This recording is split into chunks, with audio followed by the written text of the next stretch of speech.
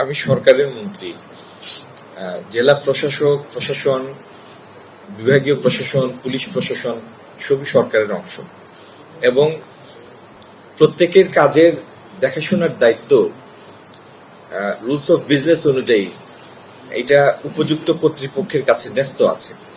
কারা কোনটার দেখভাল করবেন, কারা কাদের জবাবদিহির কর্তৃপক্ষ, ওই আলাপে আমি আর যাচ্ছি না।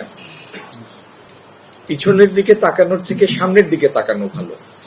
আল্লাহ চোখ দিয়েছেন সামনের দিকে 2টা, ইচ্ছা করলে পিঠে আরো 4টা চোখ দিতে পারতেন, কিন্তু দিয়েছেন 2টা শুধু সামনে তাকানোর জন্য। তো আমরা সামনের দিকে তাকাই, আগামী দিনে কিভাবে সামগ্রিক ব্যবস্থাপনাটা একটা স্বচ্ছ প্রক্রিয়ায় সম্পন্ন হবে সেটা ঠিক করার জন্যই আজকে আমরা একটা কমিটি করে দিলাম, একটা কাঠামো করলাম। ইনশাল্লাহ আগামী 1 মাসের মধ্যেই এই কমিটি তার কাজ সম্পন্ন করবেন এবং সেই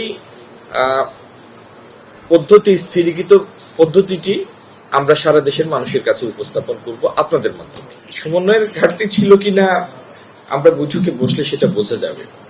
তবে যে কোনো কাজ 2 ভাবে করা যায়।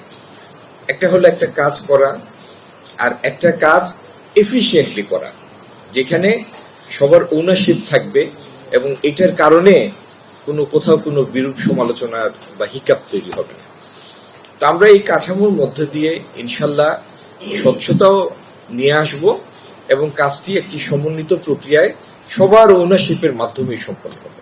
আমরা আমাদের কাজের ধারা এই কমিটি স্থির করার পূর্ব পর্যন্ত যেভাবে বাক্সে টাকা আসে সেইভাবে টাকা আসবে।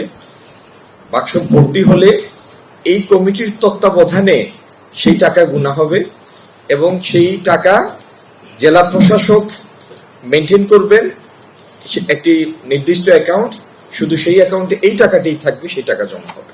এই বাক্সগুলির উপর সিসিটিভি আছে, সিসি ক্যামেরা আছে আমার জানা মতে। আর এই কমিটিতে জেলা প্রশাসন আছেন, দরগার প্রতিনিধি আছেন, বিভাগীয় প্রশাসক, বিভাগীয় কমিশনার আছেন, ডিআইজি আছেন, এসএমপি কমিশনার আছেন, আমার ডানে বায়ে যারা আছেন তারা সবাই এই কমিটিতে। সুতরাং সবার উপস্থিতিতেই টাকাটি গুনা হবে, স্বচ্ছ প্রক্রিয়া হবে এবং সেই গণনার পরে সেই টাকাটা জেলা প্রশাসক অপারেট করেন একটা নির্দিষ্ট অ্যাকাউন্টে যাবে। সুতরাং এটি স্বচ্ছ প্রক্রিয়ার মধ্যে হবে।